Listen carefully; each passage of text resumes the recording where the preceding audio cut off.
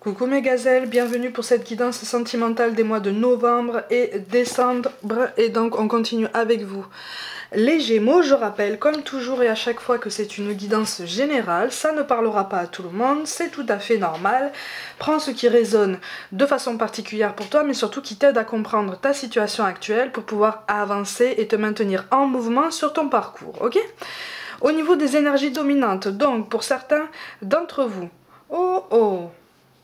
on est en phase d'observation. On est en phase d'observation. Alors, tu es en train de prendre une pause un petit peu, que tu sois en duo ou tout seul.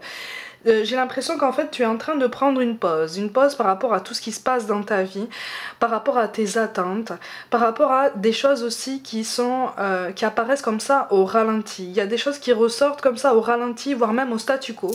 Et tu essayes de ne pas te mettre martel en tête, tu essayes de ne pas te mettre de pression, comme tu essayes de ne pas mettre de pression sur la personne en face de toi s'il y en a une.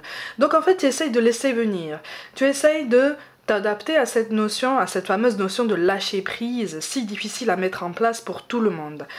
C'est une volonté de lâcher prise qui est aussi mêlée à une certaine lassitude pour certains d'entre vous. On a tendance à vouloir se délester de questionnements, on en a marre en fait. On commence à se lasser de se poser autant de questions, on commence à se lasser d'être dans cette attente perpétuelle, que quelqu'un arrive ou que quelqu'un comprenne en fait nos ambitions, ce qu'on explique, ce qu'on montre, ce qu'on démontre, ce qu'on incarne, ce qu'on essaye de rayonner.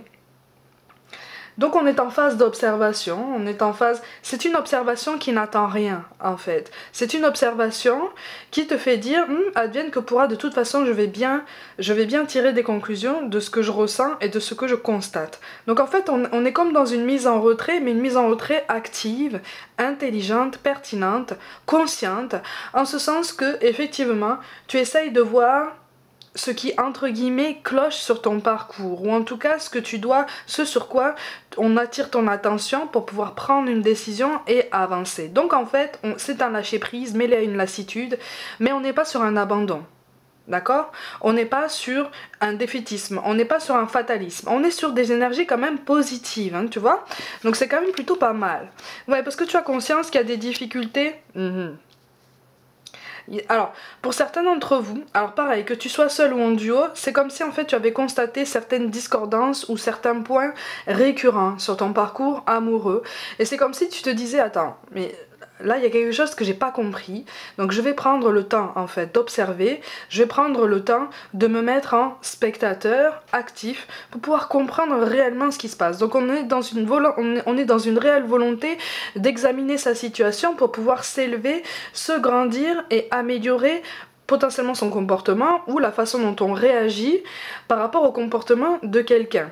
C'est une façon aussi de voir ce qu'on peut changer en soi ou une solution pour attirer peut-être des profits qui correspondraient davantage à tes ambitions. C'est une belle avancée parce qu'en fait tu prends énormément sur toi quand même, hein. Tu prends énormément sur toi, tu réfléchis, mais après tu es de toute façon prédisposé à réfléchir, à analyser des situations, à vraiment essayer de comprendre ce qui se passe. Donc là, on est sur une prédisposition exacerbée sur novembre et décembre. Attention à ne pas tomber dans la suranalyse, dans le surexamen de ta situation qui pourrait te faire aller trop loin en termes de conclusion. Là, pour le coup, ça pourrait te mener dans des discours au conditionnel, dans des petites conclusions personnelles, dans des choses comme ça qui ne sont pas spécialement fondées. D'accord? Moi, je te montre quand même les cartes de synthèse, donc ce vers quoi tu vas potentiellement en fonction de tes décisions et de tes choix. Donc on est sur une belle réflexion, on est sur une belle remise en question, mais c'est une remise en question qui est saine, qui est bienveillante, qui est juste, qui se voudrait équilibrée, pertinente. On est vraiment sur de belles énergies, hein, parce que tu vas sur une belle élévation. En fait, tu as conscience que là, quelque chose te lasse, en fait, et tu cherches à pointer vraiment le doigt dessus. Et pour certains d'entre vous, en fait, c'est comme si tu te disais, ça c'est en train de me lasser, parce que je le rencontre régulièrement. Je vais chercher en fait la cause de ce qui provoque ce point qui me lasse. je vais analyser tout ça. Et donc je vais essayer de plonger en moi. Attention, hein, attention à des phases où tu risques de faire preuve d'un petit peu de mauvaise foi toi aussi. On est tous pareils. Hein. Parfois quand on doit admettre certaines choses, quand ça pique un peu trop, si on se sent pas les épaules d'assumer tout, on a tendance à faire preuve de mauvaise foi ou à se cacher peut-être derrière des excuses. On est tous pareils. Attention à ça. Mais là on est en train de te dire que tu es sur une belle énergie et surtout on est en train de t'encourager de rester sur ce type d'énergie parce que ça va t'aider sur le début de l'année prochaine à prendre une décision vraiment pertinente, à faire un choix. Il est vraiment question d'un choix. Alors pour certains d'entre vous, il est question d'un choix entre une personne et une carrière. Comme si, premier trimestre de l'année prochaine, on verra à la prochaine guidance, hein, mais c'est comme si en fait tu allais avoir une opportunité professionnelle et que la personne de ton cœur n'allait pas forcément vouloir te suivre et allait peut-être te poser un genre d'ultimatum ou un genre de choix. Donc pour beaucoup d'entre vous, il est question pour premier trimestre de l'année prochaine d'un choix entre la carrière et la personne de ton cœur en fait. Donc à voir, hein, à toi de voir. Pour d'autres, il est question d'un choix entre deux personnes. Une personne avec laquelle les choses auront peut-être évolué un petit peu plus en avant, une autre qui correspondrait peut-être à une approche un petit peu plus récente, pour lesquelles les choses sont plus jeunes en fait, plus neuves, mais pas moins profondes en fait, pas moins denses, tu vois. Donc on est vraiment sur un choix pas cornélien, c'est pas un choix difficile, mais tu vas prendre le temps effectivement d'analyser la situation. Et là c'est comme si c'était novembre-décembre, c'est comme si c'était une introduction à ce genre de situation. Je rappelle que c'est une guidance générale, hein. Donc on prend beaucoup sur soi, c'est ça, et on est fatigué, mais on veille à notre progression, on veille à notre avancée. Donc en fait, j'ai l'impression que tu essayes de t'organiser, de te cadrer, de te canaliser en organisant en priorisant ton raisonnement, en priorisant tous les points que tu souhaites travailler sur ton parcours. On est sur un examen assez minutieux quand même hein, de ton parcours amoureux parce que on est conscient que là, il y a quelque chose là qui doit être encore travaillé sur cette fin d'année. C'est beau, hein, c'est quand même une belle preuve de sagesse. Par contre, effectivement, ne perds pas espoir, ne tombe pas justement dans ce défaitisme dont je te parlais au début du tirage. C'est pas pour toi ça, tu vois, c'est pas toi. Mais effectivement, tu as tendance, de temps en temps, surtout quand tu es fatigué, à tomber dans un défaitisme qui vraiment te tire sur des énergies basses et te font manquer de hauteur par rapport à ta situation actuelle. Mais les choses, là c'est un vrai encouragement pour continuer à avancer de cette façon. Hein.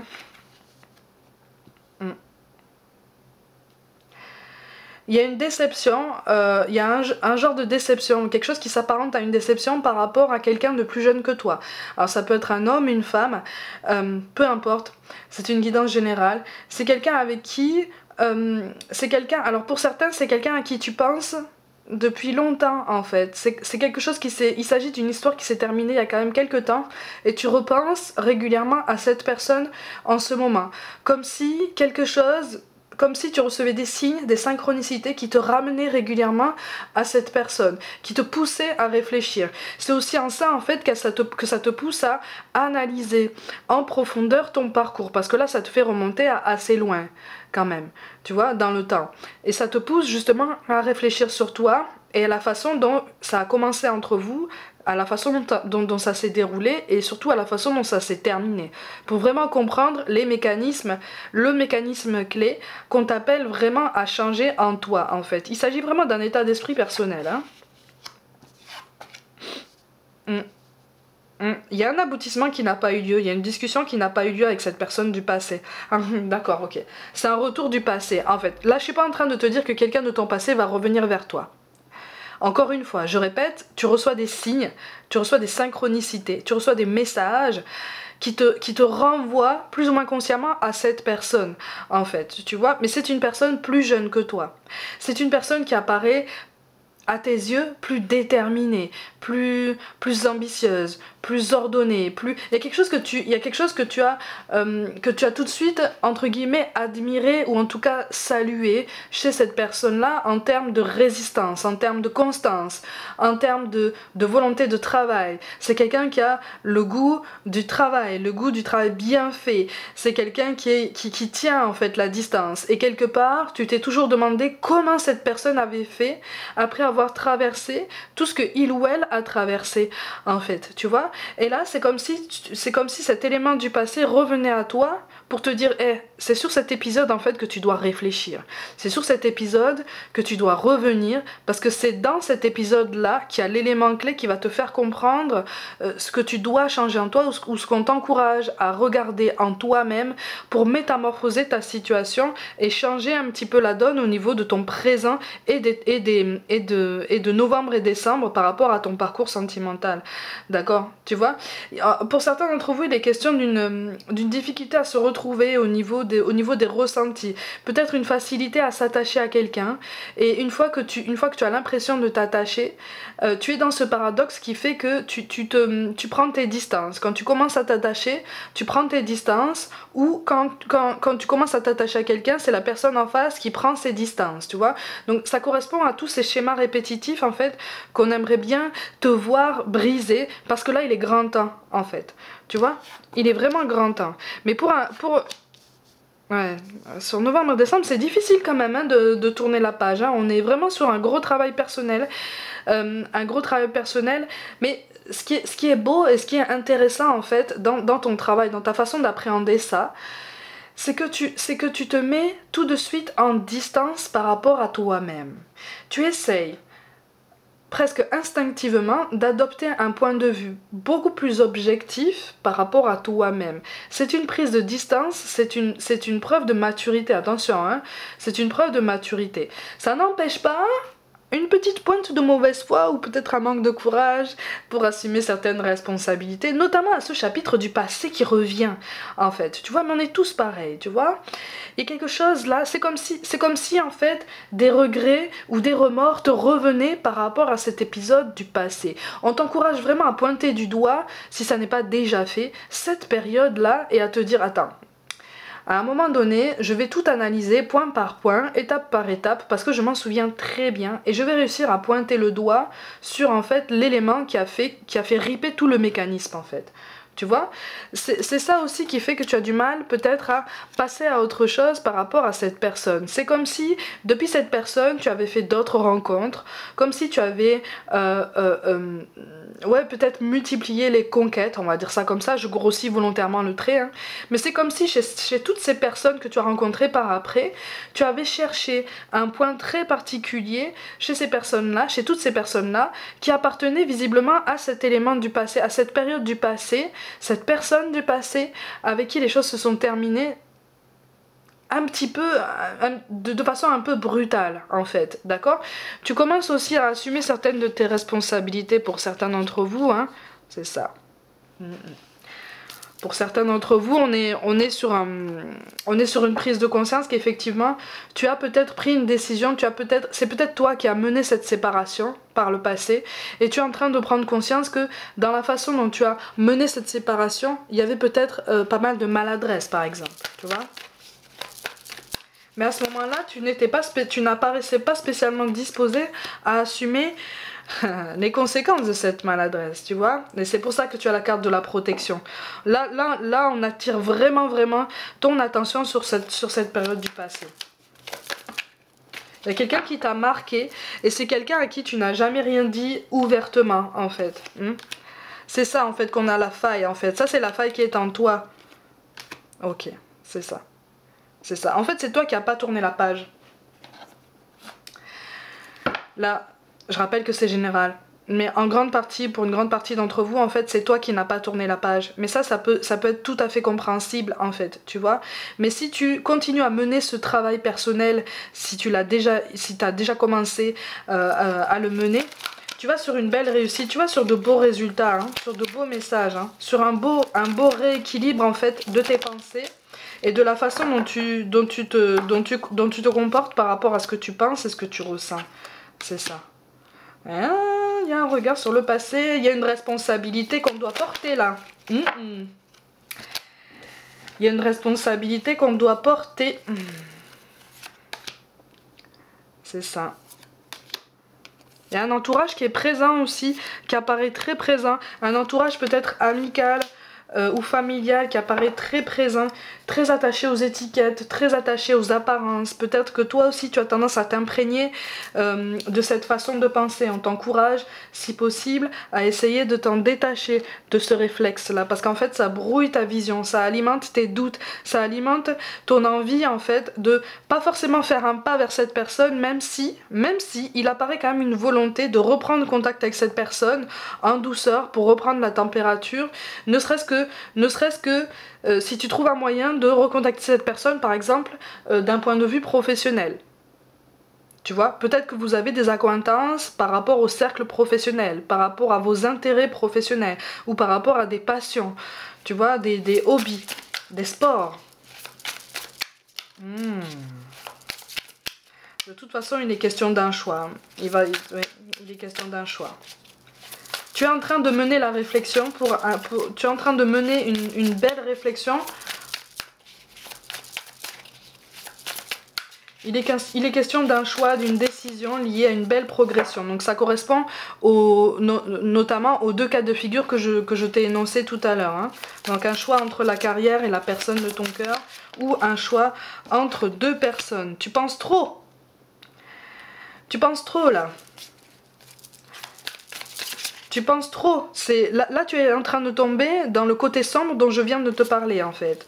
Tu vois, attention à la suranalyse. Attention aussi à ne pas parler de ce travail personnel à tous ceux qui t'entourent. Parce qu'il y a des énergies qui ne te voudraient pas, qui ne verraient pas d'un bon oeil en fait le fait que tu reconstruises des bases saines sur ton parcours sentimental. Il y a des gens qui veulent te maintenir dans cette atmosphère un petit peu confuse. C'est ça, on te parle d'avancer tout seul. On te parle d'avancer tout seul, sans crainte. C'est pas parce que tu ne vois pas pour l'instant là où tu vas que tu ne vas nulle part. Justement, avec le 8 de Pentacle, on est sur quelque chose de beaucoup plus pérenne, de beaucoup plus évolué, de beaucoup plus élevé, de beaucoup plus sain. Tu vois, parce que tu vas avoir une vue d'ensemble, parce que tu fais cet effort pour ordonner tes idées. Quand tu veux, tu peux être très très bien organisé. Tu vois, dans le domaine matériel, par exemple, tu peux être très bien organisé, en général. Là, dans le domaine sentimental, on te conseille, on t'encourage à appliquer cette façon de penser. Tu vois? Parce qu'on est sur quelque chose, qui est capital, mais en même temps, on est sur une belle réflexion personnelle. Il y a quelque chose qui est nécessaire. En fait, là, c'est un travail qui est nécessaire, même s'il est fait à retardement. On te précise vraiment ça, en fait. Hein. On te précise aussi que ce n'est pas ton âme sœur. Tu vois, donc c'est aussi pour ça que vos chemins se sont séparés, et peut-être assez brutalement. Donc ne sois pas trop longtemps dans le regret et le remords, assume tes responsabilités. Il était potentiellement question de dépendance affective. Peut-être que tu as alimenté tout ça, hein, et on te parle de différence d'âge. Ok ? On te parle de différence d'âge, donc ça correspond en fait à ce que je te disais, à une personne qui est plus jeune que toi et qui revient à ta mémoire, qui se rappelle à ton bon souvenir, parce qu'il y a quelque chose à comprendre par rapport à votre histoire. En fait, c'est comme si une fois que ça s'est terminé, tu t'étais caché en disant oui, mais de toute façon c'était qu'une amourette, c'était qu'une petite histoire comme ça, c'était qu'un flirt, c'était rien du tout. En fait non, c'était plus que ça. Et tu le savais aussi, oh là là, les cartes sautent, tu le savais aussi bien que la personne en face de toi. C'est juste que à ce moment-là, tu n'étais pas prêt ou prête à assumer certaines responsabilités. Et là, aujourd'hui, on t'encourage à le faire parce qu'en fait, c'est comme si on te disait, il est temps maintenant. C'est pour ça qu'on te parle de mystère divin. Aligne-toi avec le soleil, la terre, la lune et les étoiles qui ne font qu'un avec le grand tout. Le mystère divin se dévoile à chaque instant, sans le pouvoir de l'ici et maintenant, soit dans le moment présent et célèbre les merveilles de la création. sois dans le moment présent. Donc sois vraiment dans l'analyse de ta situation, avec toute l'objectivité dont tu peux faire preuve, parce qu'il est vraiment important, il est vraiment presque capital de comprendre en fait cet épisode de ta vie qui finalement ressemble plus à un point d'interrogation géant qu'une histoire comme ça qui s'est terminée et qu'on laisse aller en fait, tu vois. Au fond de toi il y avait déjà ces questionnements, au fond de toi il y avait déjà ce malaise, donc c'est vraiment une résolution de questionnements qui n'ont plus lieu d'être en cette fin d'année. On te parle de gratitude, fais de la gratitude, ta nouvelle attitude, les étoiles vont briller de plus belle sur toi. Tout ce qui existe dans ton monde va devenir lumière. Donc ça veut dire que là, il y a des choses qui vont faire sens en fait dans ton présent et dont tu vas pouvoir te servir pour amorcer l'année prochaine avec plus de conscience, plus d'honnêteté avec toi-même et plus de transparence envers les personnes qui graviteront autour de toi. Et enfin, on te parle de vision. Une attitude positive requiert un regard positif. Visualise chaque personne entourée d'amour et de lumière dans la situation présente. Sois sûr de t'y inclure aussi. Ton amour a le pouvoir d'influencer et de transformer les événements à venir. La vision, c'est la compréhension, c'est la rétrospective, c'est l'introspection, c'est l'honnêteté, l'objectivité, la mise en distance et la remise en perspective avec le plus d'éléments possible pour ne pas avoir justement une vision biaisée de la situation passée. Ok ? Mes gazelles, comme d'habitude, prenez soin de vous, croyez en vous. Pour toute guidance personnelle, envoyez-moi un mail. N'hésitez pas à vous abonner à cette chaîne si le cœur vous en dit, à liker, commenter, partager autour de vous et à activer la petite cloche pour recevoir toutes les notifications. Je vous invite aussi sur Facebook et Instagram pour un peu plus de contenu complémentaire. Je vous envoie tout mon soutien. Merci pour tout l'intérêt que vous portez à mon travail et je vous dis à très vite.